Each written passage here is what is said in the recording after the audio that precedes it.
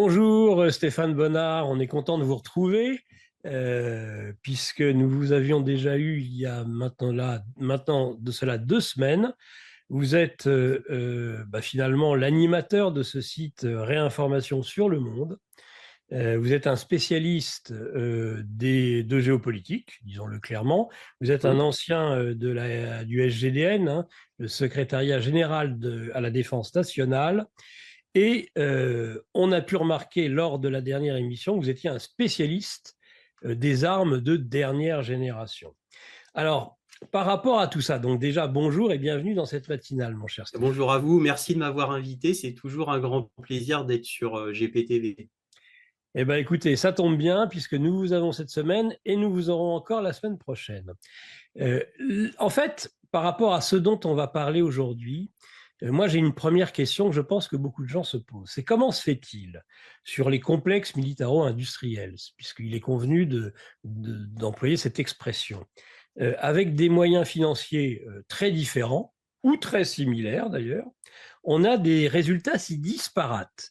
J'en veux pour preuve que, honnêtement, le budget militaire américain n'a strictement rien à voir avec le budget militaire russe ou industriel et Mhm. militaire, et même avec la Chine. Il y a des différences notoires. Or, comment expliquer que, et pas seulement dans l'hypersonique, dans plein de domaines, eh bien, les armes de dernière génération, et on va en parler durant cette émission, russes ou chinoises, peuvent être plus performantes que les armes américaines de même niveau de génération. Et alors, évidemment, parce qu'on est obligé d'en parler, on est obligé de parler de nous, pourquoi est-ce que c'est pareil, il y a une différence notoire entre ces pays, l'Europe, la France, sachant que la France peut, dans certains domaines, tirer fortement son épingle du jeu avec des budgets, somme toute, plutôt modestes, à peine de 2% du PIB. Donc déjà, Stéphane, si vous voulez bien nous expliquer ce qui fait les complexes militaires industriels et qu'est-ce qui peut faire la différence avant de passer en revue les armes dont vous souhaitez nous parler aujourd'hui. Bien, tout d'abord, les complexes militaro-industriels, comme vous l'avez très bien présenté, sont très disparates.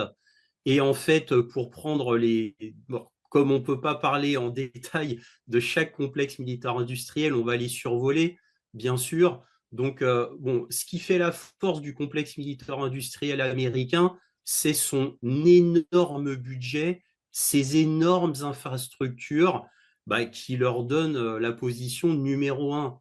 Mais attention, c'est un petit peu en trompe-l'œil, parce que le problème du complexe militaro-industriel américain par rapport à celui chinois ou russe, par exemple, alors par contre, on peut dire qu'il y a une similitude entre le complexe militaro-industriel américain et celui européen dans son fonctionnement. Ce qui change, c'est simplement la taille, hein, puisque les deux sont très similaires, et d'ailleurs, c'était voulu par les Américains, par l'OTAN. Donc c'est pour des raisons tout simplement d'harmonisation, justement, et pour éviter que ça parte dans tous les sens. Donc il y a une harmonisation qui avait été décidée par les Américains.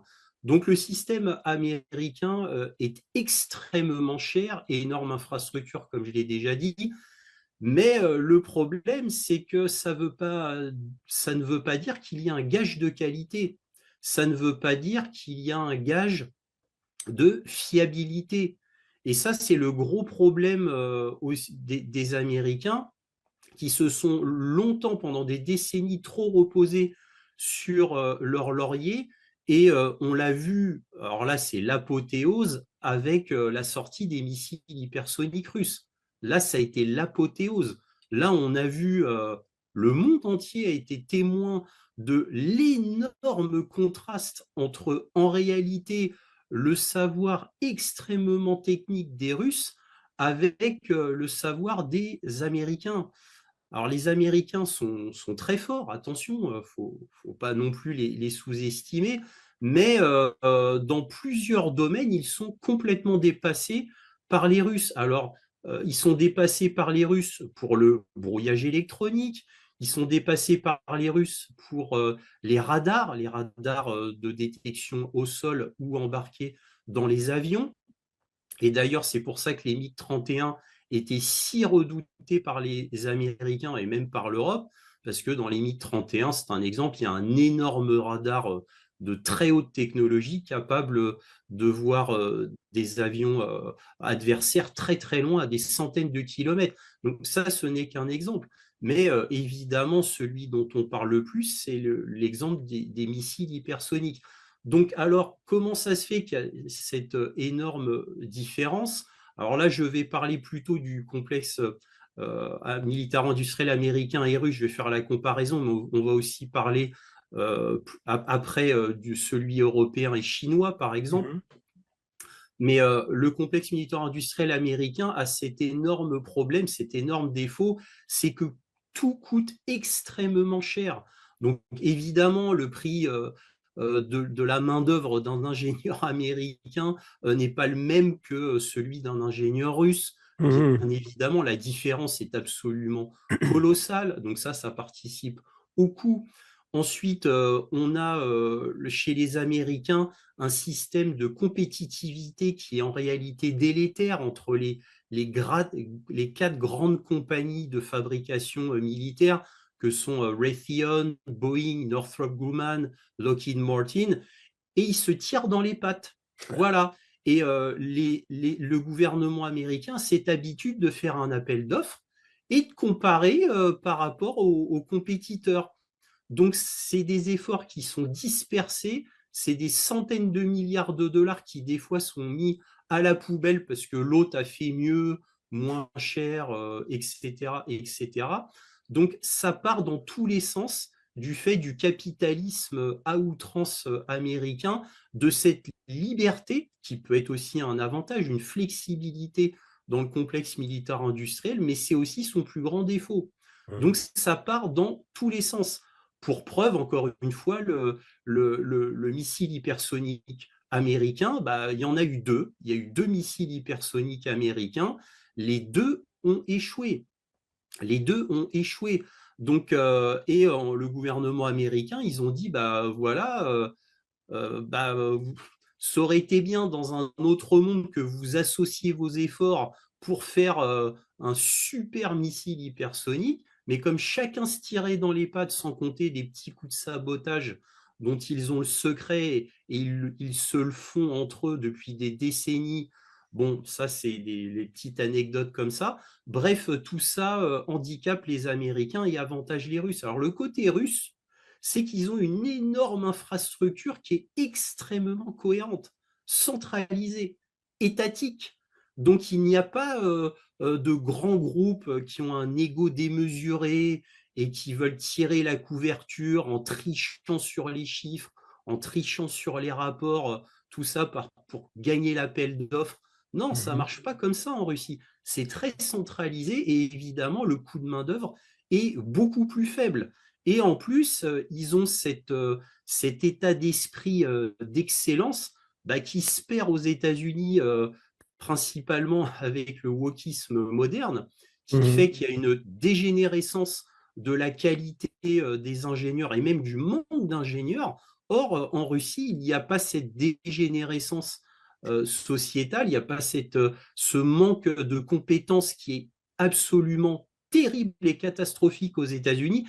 Ils n'arrivent plus à recruter des ingénieurs. Ils n'arrivent plus, ils ne trouvent plus les compétences. En Russie, ils n'ont pas ce type de problème. Donc, en plus, aux États-Unis, les grands groupes font appel à des prestataires qui font eux-mêmes appel à des prestataires qui font eux-mêmes appel à des prestataires. Ça n'en finit plus. Donc, Mhm. on se perd dans un système commercial limbiratique où les États-Unis, le gouvernement, le superviseur suprême, ne peut pas vérifier la qualité des pièces. Est-ce que l'inventaire est bien là? Par exemple, pour le F-35, ils ont perdu plus d'1 million de pièces de maintenance du F-35. Ils les ont perdues, ça. Dans l'inventaire, c'est passé à l'as comme ça. Une disparition, ce qui a cloué les F-35 au sol. Et n'oublions pas que lors d'un audit sénatorial, on a appris que les F-35 n'avaient que 28% de disponibilité en opérationnel. C'est catastrophique. Donc en Russie, on n'a pas ce problème-là. Et en Chine, eh bien, en Chine, c'est un petit peu le même fonctionnement que la Russie. Tout est un petit peu pareil, sauf que la Chine a beaucoup plus de moyens financiers que la Russie. Vous Voilà. avez des exemples d'avions chinois? Là, on montre à l'écran le F-35, quelque Alors, chose de la part de la Chine.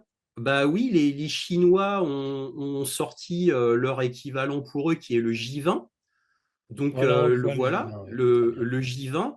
Donc le F-35 est un appareil qui peut être bon sur le papier, mais d'énormes problèmes de fiabilité avec 11 crashs répertoriés du F-35, dont le dernier était en Alaska, où il s'est crashé comme une pierre, certainement du fait d'une panne informatique, et ce qui est très récurrent pour le F-35, les pannes informatiques. C'est pas la première fois. Et le problème, c'est que le F-35 a d'énormes retards de mise à jour. Là, il doit passer une mise à jour qui s'appelle techniquement le TR3, et ensuite il devra passer une autre mise à jour qui s'appelle le bloc 4, mais ce ne sera pas fait avant des années, des années et des années, alors qu'il a été vendu au monde entier avec un bloc 4. Alors qu'il n'en est même pas au TR3 qui va précéder le bloc 4. Donc il a des années de retard sur. En fait, il est pas à la moitié de ce qui devrait être, mais c'est une catastrophe. Le F-35 est une véritable catastrophe. Et grâce au général Trinquant sur LCI, on a le coût plus ou moins véritable d'un F-35 qui est d'environ 165 millions de dollars, donc ce qui est absolument gigantesque. Oui, Alors, on va revenir au J-20 chinois pour faire la comparaison. on le Alors, voit, voilà. l'avantage du J-20 chinois, c'est qu'il est estimé à environ 85 millions de dollars. C'est qu'une estimation à la louche de nos experts occidentaux.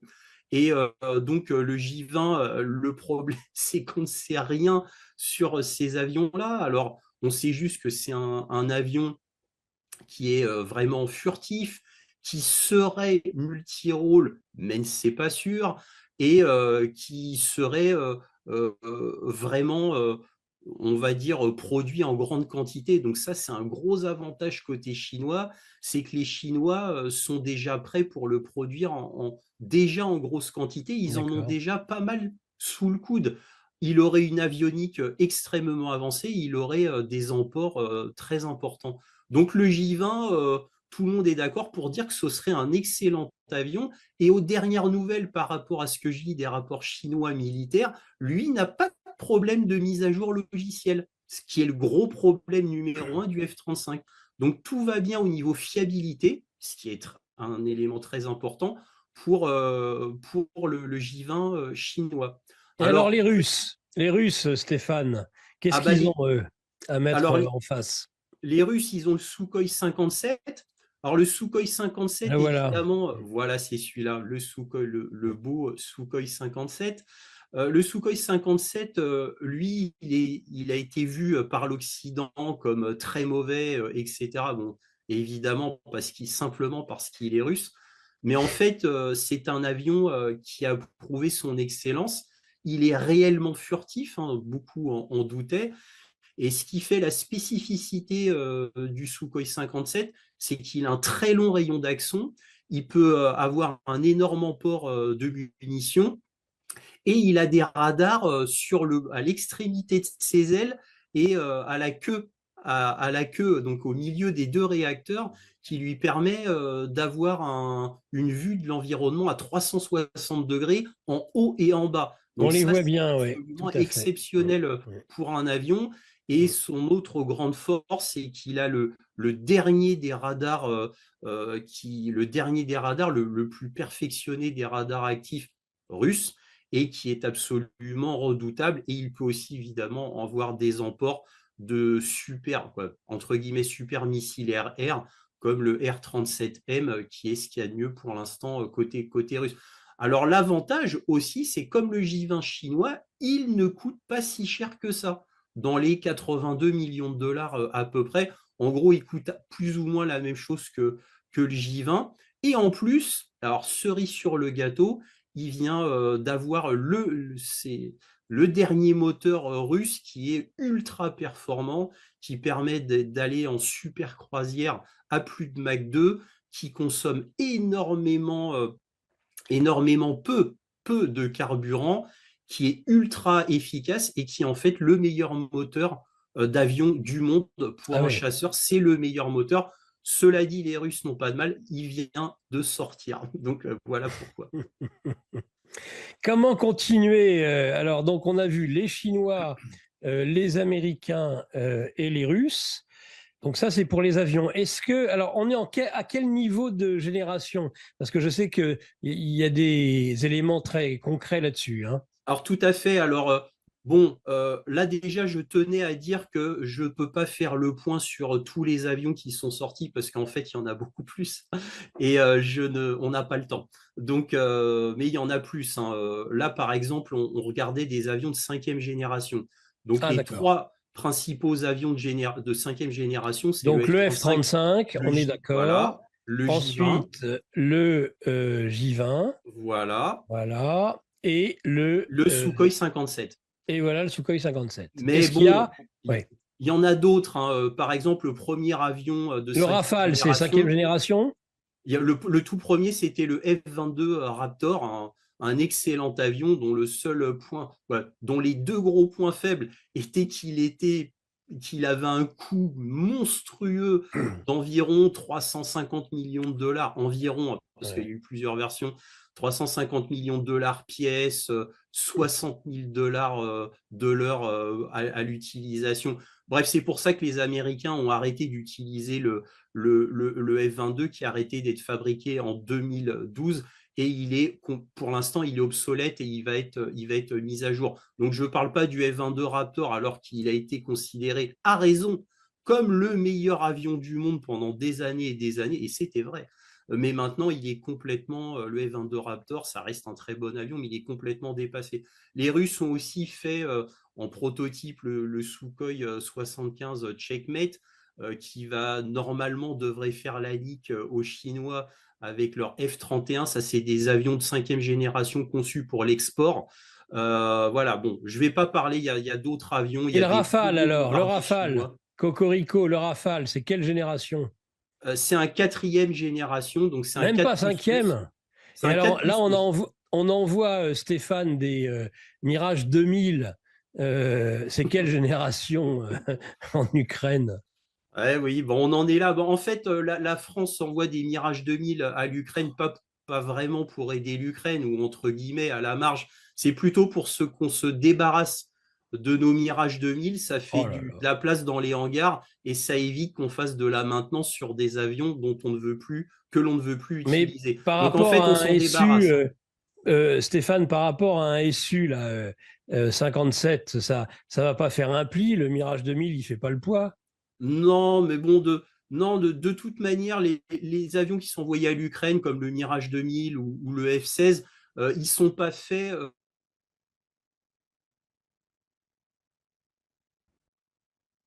pour des combats, comme on dit en anglais, du lion. Ces avions-là, étant donné qu'ils sont manipulés par des aviateurs très peu entraînés, puisque ce sont normalement des Ukrainiens, on nous dit, donc ils Hmm. sont très peu entraînés, ils sont mauvais, il faut dire ce qui est, ils peuvent que décoller, tirer leurs missiles de croisière, rentrer à la base. Voilà, ils ont été envoyés, Vous êtes c'est en train de nous dire qu'éventuellement, ce pourrait être des pilotes qui ne seraient pas des Ukrainiens? oui, c'est tout à fait possible, hein. Comment le savoir? Personne ne va aller vérifier, hein. Donc, on sait qu'il y a des forces de l'OTAN depuis 2014 en Ukraine.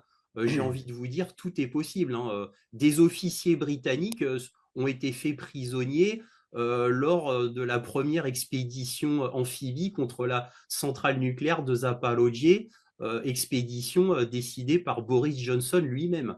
Donc, il y a eu des prisonniers. Les prisonniers ont parlé devant les caméras russes.